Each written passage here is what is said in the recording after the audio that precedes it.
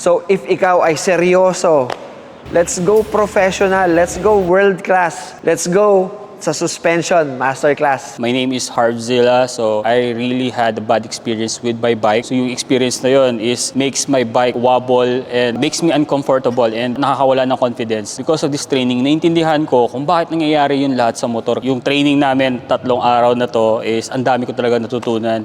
One is yung nangyayari sa loob ng suspension natin is very important na maintindihan, and I'm very thankful na naintindihan ko lahat yun. And then second day, nagkaroon kami ng practical, like disassemble and assemble the suspension. And pangatlo is the geometry ng bike and adjustments or setting the suspension para sa riders. Napakalaking tulong that will make you a good rider and a safe and confident rider. I'm very grateful and maraming salamat AV Moto for bringing this suspension tuning here in Bacolod City.